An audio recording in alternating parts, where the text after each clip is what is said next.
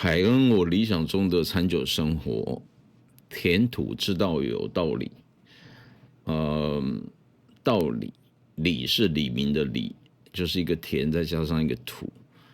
那道理，你把它反过来讲，就是田有土合起来成为一个理，然后由田土所衍生出来的、所长出来的，不论是各种的食材，或者是酿酒的原料等等的呢，它才会造就我们在餐桌上面的一切，人去享受它。所以填土之道，我们要谈的就是这样的东西。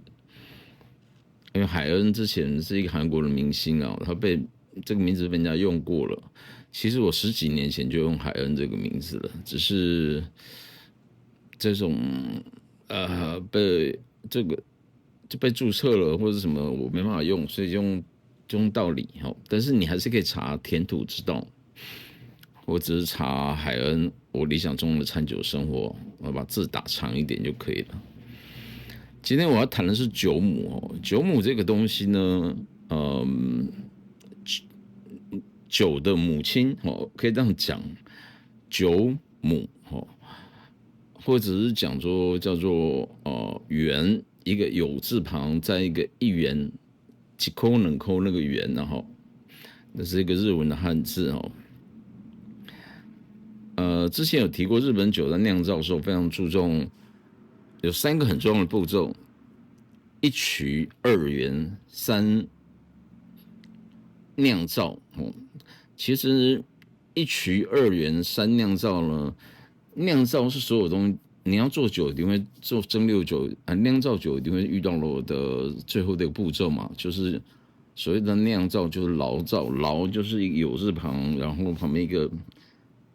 各位看字幕就知道了哈。那个醪就犯任何的酿造酒，那个最后在酿造那个在桶子里面的那桶都叫做酒醪。所以像日本酒的一曲、二元、三酿造，酿造也可以称为醪造。其实醪造的部分在葡萄酒、在新酒都是一样的，任何酿造酒都一样。这边当然它的这怎么去控制或发酵时间长短的问题，那会有不一样，但是它泛指动作都是一样的。可是对于清酒来讲的话呢，一曲二元就是跟葡萄或其他的那种原料所酿造的酒不太一样了。曲的部分，其实这2个我都解释过了，之前在解释这个葡萄酒的清酒的酿造过程中，我都解释过了。但是呢，因为当时是一口气讲所有的东西，有些东西可能讲不是很清楚。那我现在来提呢，我一直还没有提日本酒的4个度的判断日本酒的味道的方式，就清酒的味道的方式之前呢，我觉得我先再花一点时间谈一下酒母的部分，就是二元一曲二元这个部分。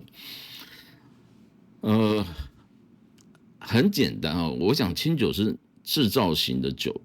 所以制造型的酒呢，你把它想象成在做料理嘛。那做料理的话，你一定要备料，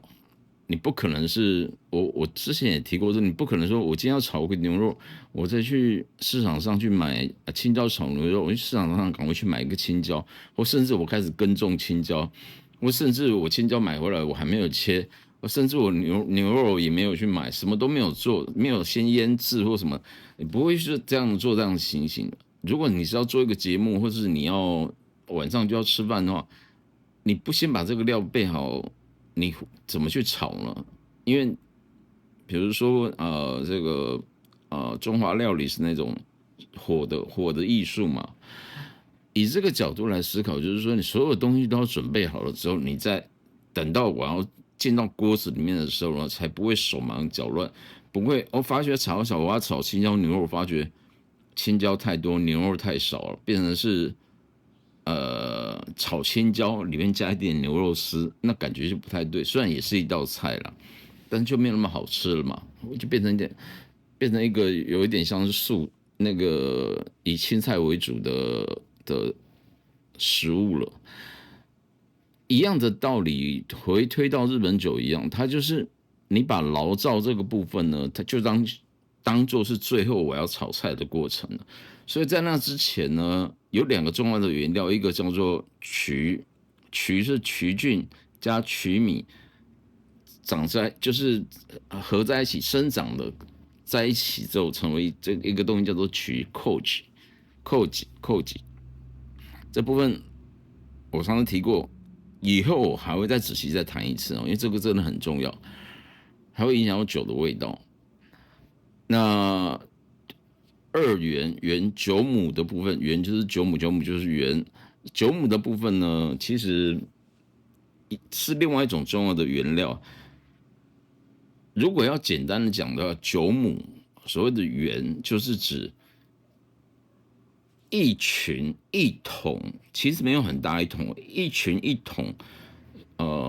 酵母的集合体。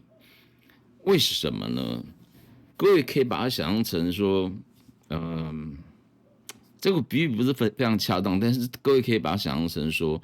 今天如果我是一个拉面的师傅，我要煮拉面，汤面嘛，拉面是有汤的你的高汤是不是要先熬好才可以？是不是要准备好才可以？我讲的是真正你用那个骨头什么加什么材料什么的去熬出来的高汤，看你哪一种系列的那高汤你要先准备好，你当然可以买速成的高汤块，好去弄，康宝鸡丁块，那个当然也可以，没有人说这个不可以。那这个中间就是你吃不吃得出来，或者是说有些人他不是要吃这么的尊贵的东西，他要的就是简单的拉面，所以他也可以吃泡面啊。那调理那个拉面那个泡面里面那个调理包呢，其实就有点像是，比较以清酒来比较的话，就是有点像是比较简单的酒母的那种感觉。但是当然它不是做发酵用的，它是调味用的。但是我这边要提的酒母就是说呢，你你不先把这个以拉面来讲，如果不先把这个高汤准备好的话，不先把它熬好，加什么苹果，加什么这个大骨头啊，加什么鱼介类啊，加海带啊什么，去把它熬好之后，然后你客人来吃的时候，你最主要是煮面而已，然后把汤啊，把这个酱油啊，或者是盐味的东西，把它放进来嘛。我的意思是说，这种高汤这种东西，你不可能临时变出来。如果你是很强调人工的，就是职人精神的这种拉面店的话，一样清酒就是今天我讲出来是制造出来的东西，所以我的曲一定要先准备好，然后我的酵母一定要准备好。但是酵母呢，你两种方法，你可以去买一大包的酵母，然后来就是在酿造过程中再加，但是这样比较贵，因为酵母是微生物，它是真菌，跟曲菌一样是真菌，所以它可以自己养。此外呢，在养的过程中呢，你还可以培养出说你自己的这个酒造的味道，因为你知道同样的东西呢，就跟人一样，你在不同的家庭环境底下、不同的社会底下，你成长的这个状况就会不一样。所以，即便是9号酵母、什么什么酵母，你在不一样的酒造、不一样的环境底下去培育的话呢，它可能它不太可能，它就会有它自己的，除了原来有的比如说9号酵母之外的特色，它还会有这个酒造自己的一点特色。这种差异呢，就会呃塑造了这个你的品牌、你的酒的品质跟别家酒造是不一样的。所以谈酒母，为什么谈酒母？用母亲这个字呢，就表示说，这个对酿酒来讲是非常重要的。有人说曲很重要，当然曲是很重要，但是曲再怎么重要，比不上酒母因为它都用母亲这个字了，你曲弄好了可以产生糖啊什么有的没有的，或者其他香气啊，或者是可以分解的那些酵素啊什么的。可是如果你没有酵母菌的话，你怎么去进行这个酒精的发酵呢？对不对？所以酒母就很重要。所以就是2元，那个元等于9亩，这个是非常重要的东西。那既然它很重要呢，那我们还要想到一点，就是说，在培育的过程中呢，用不同方式去培育出来的酒母呢，它的味道，它在真正在酿造的时候也会产生不一样的味道，那个味道是有别于这个酵母本身的品种的，所以我之前我有写过，就什么叫做酒母？酒母就是酵母的培养基底，你可以把它视成一桶大量酵母菌的集合，然后在完成酒母之前，我们就完成之前然后完成之后也可以啦，就是在完成的过程中，我们可以称为看他用什么方法去完成了，那他就是比如说用 X 方法去完成它，那它就叫做 X 酒母；用 Y 的这种方法，我讲的是方法哦，去完成的酒母就是 Y 酒母。可能它是一样的酵母，但是它可能用不同方法去完成这个酒母，因为你要把它制作成一桶，你有好几种方式可以制作，所以依照不同的制作方式，它就称为不同的酒母。这不同的酒母呢，主要是指制造的，就做酒母的方式不同，而不是你这个里面用什么酵母。因为，这个部分指的是制作的过程，而并不是指酵母的品种，这一点一定要搞清楚哦。那你说制作过程会影响到什么？会影响到，就好像我们在烹饪一样，同样的一个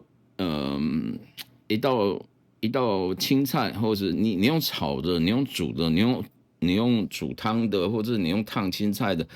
那个结果出来的味道就会不一样。用这个方法去理解就好了。但是它本质上就还是那种青菜。那当然，如果我今天换了另外一种青菜，也是可以有不同方法去煮。那样的状况的话，区别在于青菜跟那个烹煮的方式就比较不一样。所以所谓的什么什么酒母，那个是比较像是同一种青菜、同一种食材，它用不同方式去烹煮出来的感觉。只是你烹煮出来之后呢，这一桶酒母这一桶酵母的集合体呢，它就会有在酿造酒的过程中，它要去发酵，它就会产生些微的变化，甚至讲很大的变化哦。那为什么要先做这个酒母？就是因为呢，你如果它其实这个都会精算过的，你如果没有先做好相对应，比如说你有这么多的米去蒸好了，洗净蒸啊，然后有些拿去做曲了，然后留了一堆蒸米在这边，这是醪造的时候要加的，那大概有5%左右的蒸米会拿过来做酒母，所以酒母桶其实没有很大一桶，它就是不是那种大酒桶就对了，它是一桶。为什么呢？因为在酿造的时候呢，它整个发酵的过程中，就有点像做老面的那种过程。它整个在做这个酒母的过程呢，它最主要是蒸米，最主要是那个蒸米加上曲啦，不是曲菌，曲再加水，然后去在这个小桶子里面去做出酒母。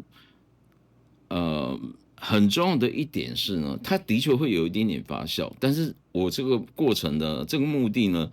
并不是要在这边做酒，我只是要培养出酵母出来，所以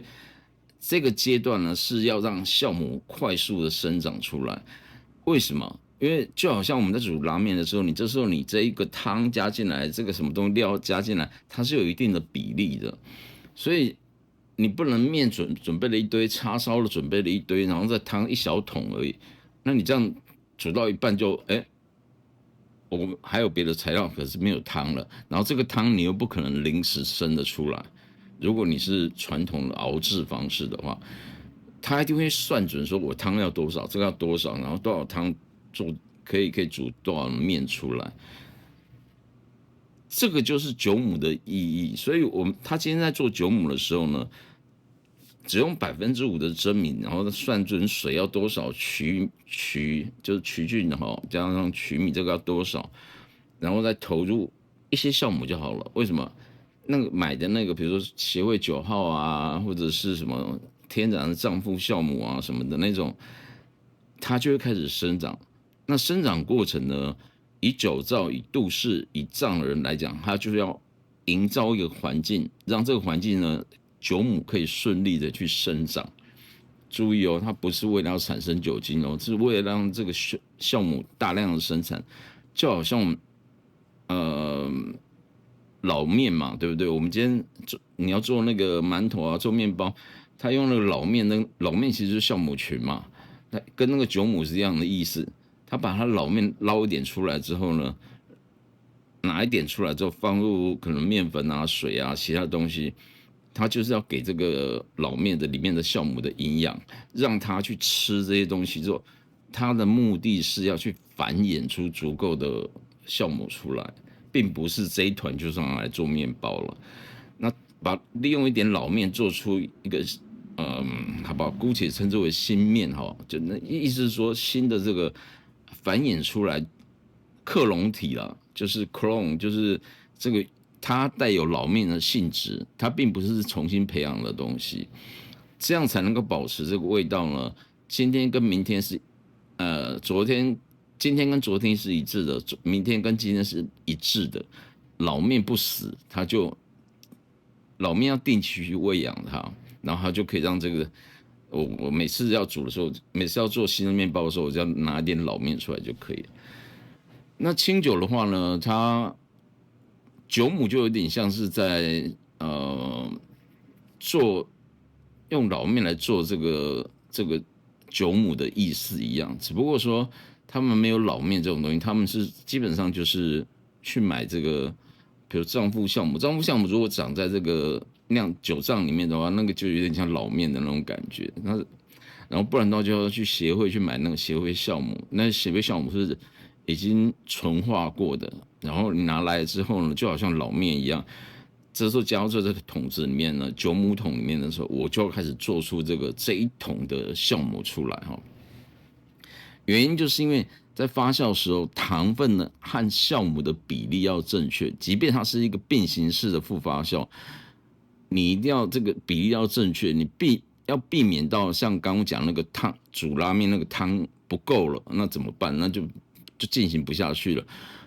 避免发酵过程中因为酵母不足，使得酒精产出的速度过慢。为什么？因为酵母才可以产生酒精啊，它产生酒精之后，产生酒精速度过慢会怎么样？会造成这个杂菌的生长。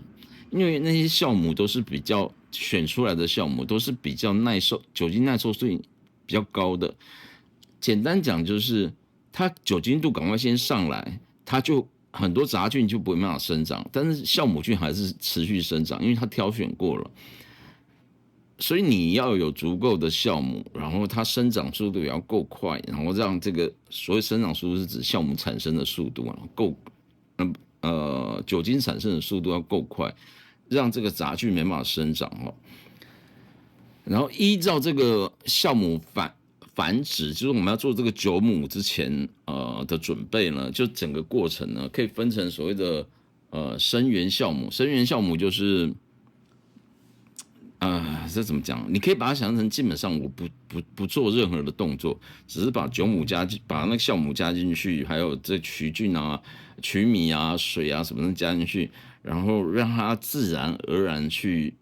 生长。那这样就要很严格的控制环境，这个其实里面包含乳酸菌的生长啊，因为酸性和这个酸性是可以抑制这个其他的，就是能够耐住酸性，即便它是微酸的那种菌种也不多哈。那乳酸呢，虽然谈不上强酸呢，它也是有一定的酸度，所以你把那个桌上那个稀饭啊，如果你夏天呢放在桌上，放到晚上之后呢，那个就会有一股酸味出来，那就大部分都是乳酸菌产生的乳酸啊，超身体啊。可是那个东西就最好就不要吃了嘛。那所谓的生源，基本上指的就是天然状态下去创造出来的酵母。各位朋友不要问我说那要怎么去制作，因为我没有亲自去酿过酒，我也不知道。但是我有看过他们怎么去去做这样的东西出来，它真的非常严格限制。所以当时我去参观酒造的时候，如果要到酒母室的话，其实一定会进入酒母室，就制作酒母的是酒母室。如果刚好，而且他们是在酿造的在制作的过程时，他会要求你前2天啊，就身上就不能吃什么益生菌的那些东西，吃哦，乳酸菌啊什么那些，为什么？因为它那个环境都已经设定好了，所以它是一个很精细的东西，细节日本人不会跟你讲的。做酒母其实是几乎是曲和酒母几乎是仅次于这个杜氏最重要的两个负责人了。然后你不能吃任何东西，身上这个也都要进去，然后先消毒过才可以。然后穿这个什么东西？为什么？因为你任何的菌种进去呢，都会影响到这个酵母菌的生长，要培育酵母菌哦。然后第二种就所谓的三肺酵母，三肺酒母。所以这各位常看到什么生源啊，不是那个原来的源，就生源。我讲就是这酒母这个一个有字旁在一个源，生源或者是三肺源。三肺源的话，就是它跟生源的差异只是差在说，一个是自然放着让它去产生酒母，当然没有那么简单哦，它还是要有一些方法去做哦，只是它不用那么的费力。什么费力呢？它不用像这个那个三肺，以早期的三肺，它是要用不早期的制作酒母是要拿棍子去搅那个酒桶的，要把那个米粒把它搅碎，甚至让整个变成一个糊状这样子。然后把这个东西，他们发明出一种方法出来之后，这个方法以后有时间我再来介绍哈。他发明出来的方法，我现在不用这样去倒这些东西了。这个时候呢，这样一样可以做出一个天然的酒母出来，但是因为它少掉了这个动作，这个动作叫筛卸。好，我之前讲过，就是筛卸掉的卸嘛，把配备把它卸掉那个卸啊，山就山上的山，山卸，其实就愚公移山那种类似那种的道理，就是我今天不用把米整个把它弄掉了，我利用别的方法废死掉这个山卸的方法呢，然后我一样可以做出酒母，但是这样的酒母比起所谓的生源酒母来讲的话，它呢，它的方法会导致这个味道跟这个会有一点不一样。这种酒母叫做三肺酒母，这个叫生源酒母。生源酒母、三肺酒母，哪一个比较强，哪一个比较弱呢？这个没有定论哈，但是基本上它们都是属于天然的方式去完成的。为什么？里面很重要的原因是因为里面有乳酸菌的参与，它会产生酸性，然后会让整个发酵槽里面酸的比例会比较重。为什么？因为乳酸菌会产生乳酸嘛，然后提高这个酸度，让杂菌没办法生长嘛。所以不论是生源酒母或者是三肺酒母，其实基本上它的酸，它所酿出来的酒，把这个酒母里面的这个酵母菌拿出来用的时候呢，它不是只有拿酵母菌，它是整个摇起来进到那个发酵槽里面的话，所以如果你是用生源酒母或者用三肺酒母的话，它的真正在醪造的时候，它里面的酸度一定会比较高，酸性物质一定会比较多，然后乳酸的味道也会比较强。为什么？因为那个都是人工去不能讲培育，就是它是属于天然方式去做出来的。我这边顺便提另外一种叫速酿原的东西呢，它也是原就是酒母嘛，然后你讲速酿快速酿造，你想当然了，就是它一定有改变了这个生源和三肺源的方法。意思是说，他们去研究生源和三肺源过程中是有乳酸菌的参与。那乳酸菌的参与作用是什么呢？是因为要产生乳酸，提升了酸度，所以我酿造酒的时候呢，我可不可以用化学方式或任何方式去产生先拿到乳酸？注意哦，我讲的是乳酸，不是乳酸菌哦，就是产生的这些乳酸，可能化学方式产生的乳酸，可能就一桶了嘛。然后你这个时候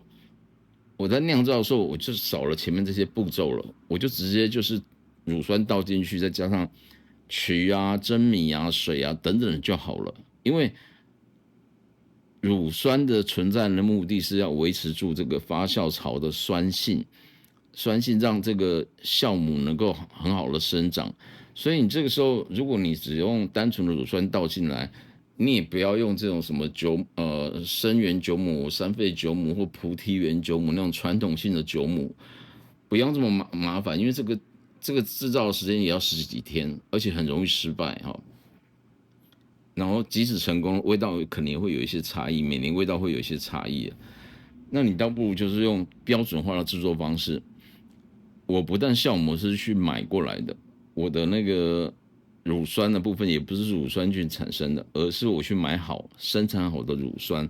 倒进去，然后再将酵母倒进去，然后再加上这个曲菌，所以这个做出来的速度是不是比较快？那个就好这样比喻不是很正确了，但是也许你就可以把它想成，那我高汤的部分，我这个拉面的高汤的部分呢，我就是很简单用高汤块去弄好就好了，到时候直接舀进来就可以了，就不用那么辛苦去做这些有的没有的事情。那数酿园的这个酒呢，其实也不能讲就一定会不好喝，其实大家喝到的酒，大部分都是数酿园酿造的。因为用三沸或者是用生源这样制作的酒呢，它一定会标在酒标上面的，它是三沸生源酒，源是那个源哦，不是原来的源哦，它是我刚刚讲酒母那个一个有字旁一个源哦，生源三沸数酿园的东西，它基本上都不会写。所以你如果看到一瓶酒呢，它是没有写到什么三沸啊、生源啊什么，它就一定是数酿园去制作的。我再强调一次哦，讲了半天，有些人可能都觉得什么东西都一定要手做才会最好，不见得哦。因为手做的东西呢，第一个失败率高，第二个呢品质很难维持一定。如果说你能够一直维持在80分的水准的话，它就已经很好了。你用手工做，有时候搞不好变60分怎么办呢？酒造，各位不要把它以为他就是一定是艺术家，或者是一定是对酒充满热情或什么，他们也是要生存的啊。这个不管是葡萄酒、日本酒都是一样，他必须要用最有效的方法去酿造出酒出来，或者是清酒讲制造出酒出来。所以像这种数酿园去直接加乳酸进去的，然后加上酵母菌，再加上这个曲，然后再加蒸米，再加水，然后去醪造，就是发酵产生酒精，这种方式呢，当然是可以被接受的，而且它产生出来的效果也是不错的。日本酒，我记得我之前我有查过资料，可能80%都数酿园吧。现在这个资料我不敢保证了，但是绝大多数都是数酿园。不过当这几年来这个新的一代接手之后，老一代是想要减轻这个变异性，新的一代是反而想要增加变异性。什么叫变异性？因为现在有科技辅助嘛，所以他们希望说，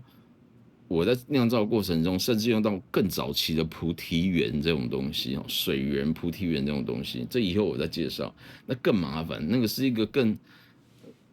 我曾经读过这个论文，专门在写菩提园的论文啊。那篇我应该放在角落那边，我那时还请一个日本人帮我翻译，然后去研究里面的方法。然后菩提园的味道更重，所谓的味道是指它的酸味、甜味那种味道更强。那山肺跟山蟹然后山蟹废脂、山废之前的生源反而是那个第二代的产品，第二代的方式。数量源是第三代，其实还有一个第四代的东西叫做高温叫什么高温糖化什么高温什么什么源就对了，这个以后我再解释哈。它最主要是因为它还把温度把它加进来，就是说简单讲，当酿造的时间缩了越短越好，这样可以减少它发生变异的可能。高温糖化源呐，我记得是这样子。但是这个东西比较少，因为这好像有专利的问题。我之前去日本拜访酒造的时候，有那个酒造，他跟我讲这是他表哥发明的，还也许我下次去那边参观一下好了，请他帮忙安排哈。简单讲呢，我记得因为我都是一镜到底，所以我讲的有点杂七杂八，但是各位请要记住哦，所谓酒母培养的过程是要在这个所谓的你讲说中低酸的环境底下呢，而且这个通常都是乳酸去培养，借此来抑制这个其他杂菌及野生的酵母菌产生。野生的我也不要哦，因为我要纯粹的什么什么酵母。那这过程里面有一个叫做乌塔塞打赖的过程呢，这个我就不讲了，因为这个真的太专业了，我不讲了。但是它是筛选出强壮的酒母出来，酒母使用的酒米量大概占了5%左右，就是我蒸米蒸出来有50%是要拿来做酒母米的，做酒母。然后大概经过10到15天的发酵，就完成酒母制作。这个时候呢，这个桶子没有很大哦，1cc 的酒母里面呢，就含有大约2亿个酵母菌。1cc 2亿，听起来，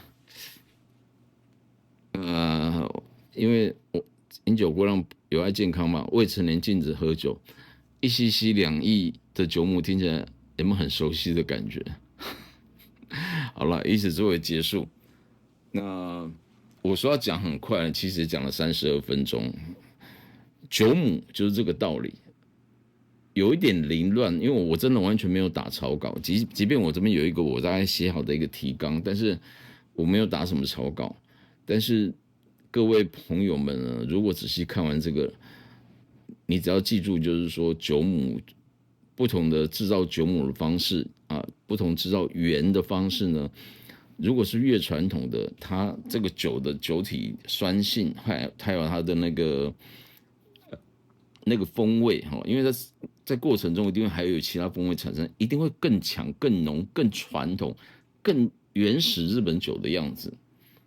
它就不会那么的华丽，它会比较偏向，甚至米的味道都会比较明显。但是这是早期不得已的做法，因为科技不繁荣，还没有达到那个水准。但是现代呢，后来到有一度时期是尽量把这个给避免掉，所以用所谓的那种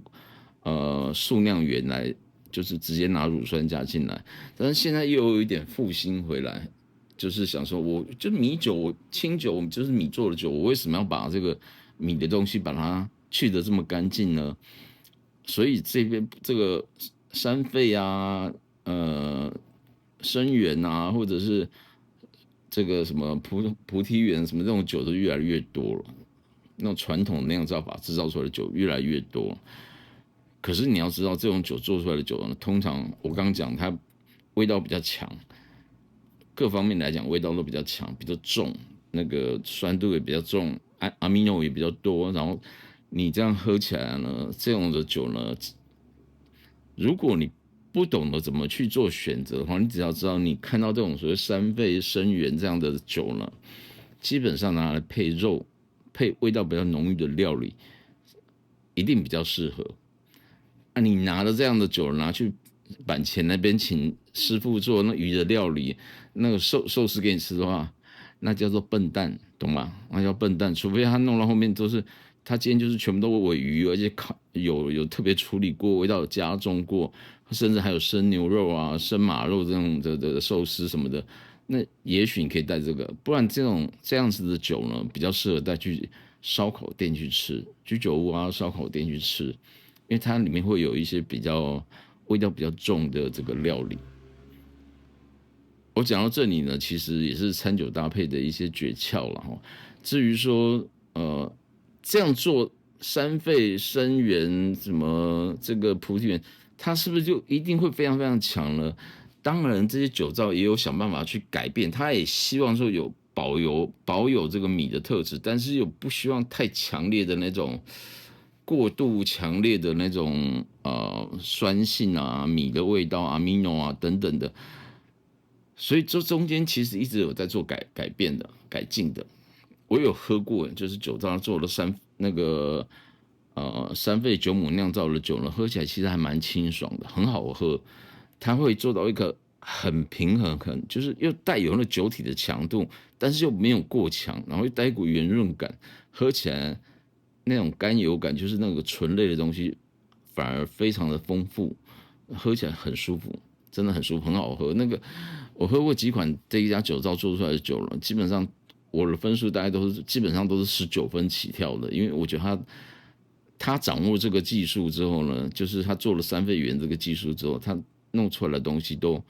有一定的水准。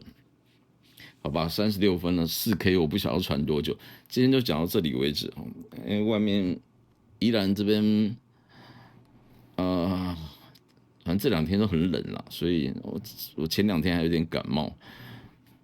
这个今天没办法很有精神哦，人年纪大了真的没有办法。头包起来是因为第一个冷，第二个是没有洗头，所以就是这样子，请大家谅解一下。海恩，我理想中的餐酒生活，然后填土之道有道理，按赞、订阅、分享。我的目标是这礼拜希望能够冲到9000人，然后下礼拜冲到1万人。虽然冲到这样，我也不晓得能够干嘛，因为其实我知道讲这个东西，每个人就是很少人真的看完，所以我们我这边这个频道累积的那个观看的时数很慢，因为人家做个七龙珠的那个影片，我自己都会看啊，看了之后，你一定会从他如果30分钟，你有把30分钟看完嘛？可是我这个讲了30分钟，你可能是看2分钟而已。不过没关系，反正讲这个也是锻炼我自己，让我自己再重新回味以前的一些经验。虽然我现在年纪大了，我也不晓得这个经验有什么用，但是留在 YouTube 上面嘛，总是有人会看到的嘛。然后我相信我讲的还比很多人都要正确很多哦。有些人问我3倍是什么意思，我今天已经没有讲得很仔细了，但是也讲了快要40分钟了。好，就是这样，拜拜。